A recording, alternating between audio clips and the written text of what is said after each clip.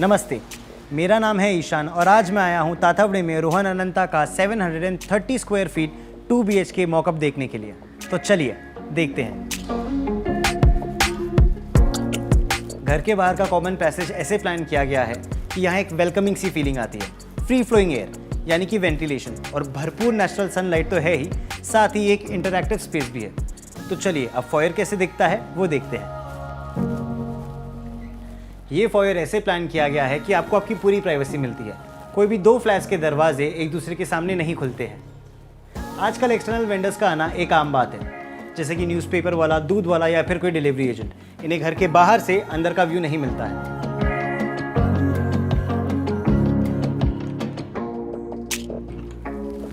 Electricity distribution board ऐसे placed है कि इसके मेंटेनेंस का काम आपकी प्राइवेसी मेंटेन करते हुए भी किया जा सकता है। अब लिविंग रूम कैसे दिखता है चलिए देखते हैं।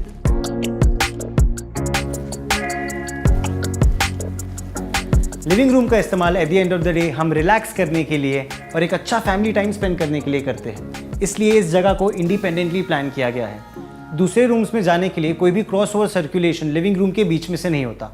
इसलिए मैं बिना किसी डिस्टर्बेंस के टीवी अच्छे से एंजॉय कर सकता हूँ। रोहन का हर घर प्लस होम्स कंसेप्ट में बनता है। इस जगह की प्लानिंग ऐसे की गई है कि जो टीवी की वॉल है और खिड़की है ये एक परपेंडिकुलर एंगल में है, ताकि टीवी देखते वक्त मेरे टीवी स्क्रीन पर कोई भी ग्लेयर नहीं आता है और मैं टीवी बिना किसी डिस्टर्बेंस के अच्छे से एंजॉय कर सकता हूँ। टीवी देखते वक्त अगर मुझे मोबाइल या लैपटॉप चार्ज करना है तो मुझे यहाँ से कहीं भी उठकर जाने की ज़रूरत नहीं है। मुझे सीटिंग के पास ही चार्जिंग पॉइंट दिया गया है, जिससे कि मैं बैठे बैठे मोबाइल या लैपटॉप चार्ज कर सकता हूँ। यहाँ पे सेंट्रली प्लेस स्लाइडिंग डोर्स होने की वजह से पर्दे दोनों तरफ चले जाते हैं और मुझे एक क्लियर अनऑब्स्ट्रक्टेड व्यू मिल रहा है। यहाँ दोनों तरफ वेकेंट स्पेस अवेलेबल है, जिसकी वजह से मैं स्टैंडर्ड फर्नीचर भी फिट कर सकता हूँ। इस घर की most of the main walls offset free है, यानी कि बीम्स और कॉलम्स वॉल में ही मर्ज्ड हैं।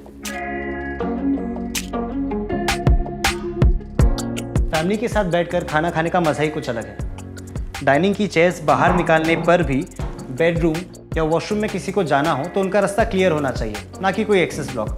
ये बात मुझे काफ़ी पसंद आई।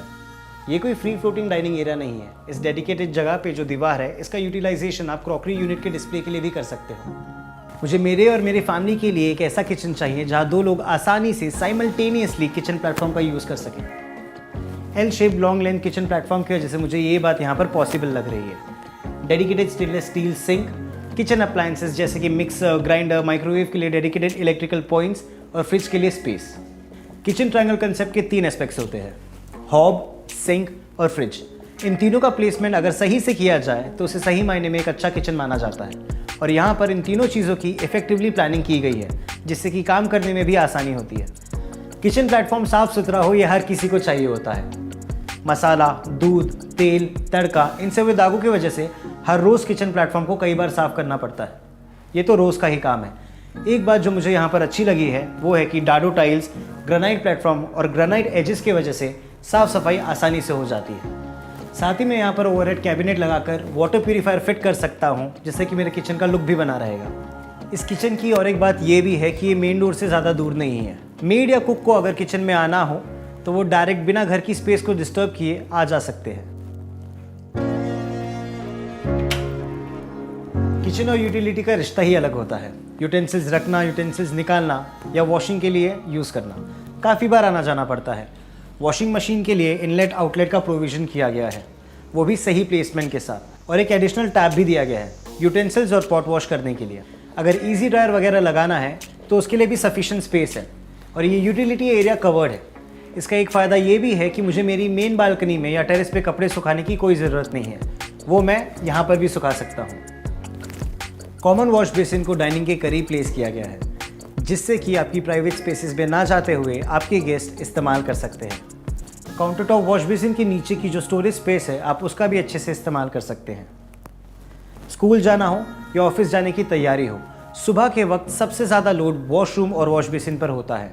यहाँ आप दोनों का इस्तेमाल साइमल्टेनियसली कर सकते हैं। चलिए अब कॉमन वॉशरूम देखते हैं। वॉशरूम है, गीला तो होगा ही, पानी तो गिरेगा ही, लेकिन ध्यान देने वाली बात यह है कि वेट एरिया का पानी ड्राई एरिया में ना आए, इसलिए यहाँ पर टाइल ड्रॉप दिया गया है। Branded fittings, anti skid tiles, आपके घर की सबसे प्राइवेट स्पेस को भी यहाँ पर एक एलिगेंट लुक मिल रहा है। वॉशरूम्स में जो एक चैलेंज होता है कि हम अक्सर गीले पैर लेके बाहर आ जाते हैं। यहाँ मुझे ये चैलेंज पॉसिबल नहीं लग रहा है क्योंकि इस वॉशरूम की एंट्री ड्राई एरिया से हो रही है। अब चलते हैं मास्टर बेडरूम की तरफ।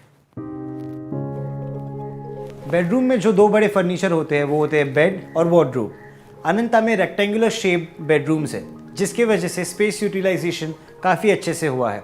यहाँ पर साइड टेबल्स भी प्रेजेंट है और 2-वे स्विचेस भी।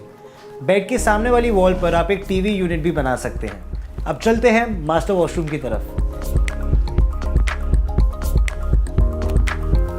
वॉशरूम को एक एलिगेंट लुक मिलना बड़ा ज़रूरी है।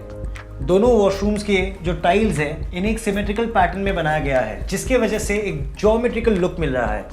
काउंटर टॉप वॉश बेसिन पे मैं इजीली मेरा टूथब्रश या हैंड वॉश वगैरह रख सकता हूँ। जो WC है इसकी फिटिंग वॉल हंग है ना कि फ्लोर माउंटेड, जिसकी वजह से फ्लोर भी आसानी से साफ हो जाता है। जो वेंटिलेशन है यहाँ पर वो एक्सटर्नल है ना कि किसी एनक्लोज डक्ट में।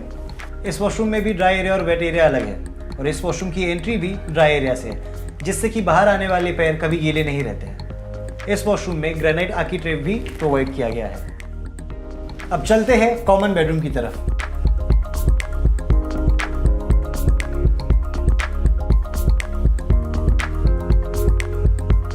हमने जो अब ये मास्टर बेडरूम देखा वो घर के एक साइड में प्लेस्ड है और कॉमन बेडरूम दूसरे साइड में। इस डिज़ाइन की वजह से कोई पैसेज क्रिएट नहीं होता, एक ऐसी डेड स्पेस जो आपके किसी काम की नहीं है।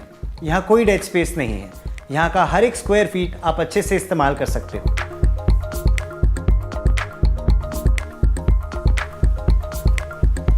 अगर कॉमन बेडरूम की डोर ओपनिंग देखें तो इसकी प्लेसमेंट कॉन्शियसली ऐसे की गई है कि आप यहाँ एक फुल लेंथ वार्डरोब बना सकते हैं और उसके ऊपर आपको एक्स्ट्रा स्टोरेज स्पेस भी अवेलेबल होगी। कॉमन बेडरूम में एक फुल लेंथ वार्डरोब बैठ जाए और उसके बाद आपको मूवमेंट के लिए स्पेस मिले, ये कई बार पॉसिबल नहीं होता। लेकिन इस बेडरूम को देखकर ये चीज़ तो क्लियर है कि एक बेड, 2 साइड टेबल और एक फुल लेंथ वार्डरोब के बाद भी आपको मूवमेंट के लिए एक फ्री स्पेस अवेलेबल है। कॉमन बेडरूम की प्लेसमेंट ऐसे की गई है कि आपके गेस्ट बिना घर की प्राइवेसी को डिस्टर्ब किए आ जा सकते हैं।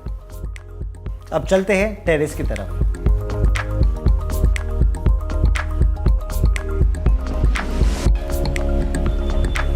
मुझे कोई मेरी टेरेस पर ओवरसी नहीं कर सकता। इसकी साइज़ भी ऐसी है कि यहाँ पर एक स्टैंडर्ड फर्नीचर भी फिट हो जाएगा। मैं इजीली बैठकर यहाँ पर बुक रीड कर सकता हूँ और कंफर्टेबली चाय भी पी सकता हूँ। Most of the times AC का जो आउटडोर यूनिट है वो अनप्लान जगहों पर लगाया जाता है जिसकी वजह से बिल्डिंग का एलिवेशन शाबी हो जाता है। यहाँ पर आपको एक डेडिकेटेड लॉफ्ट मिल रहा है जिसकी वजह से आपके घर का लुक भी अच्छा रहेगा। अनंता में हर घर में जनरेटर बैकअप प्रोवाइड किया गया है।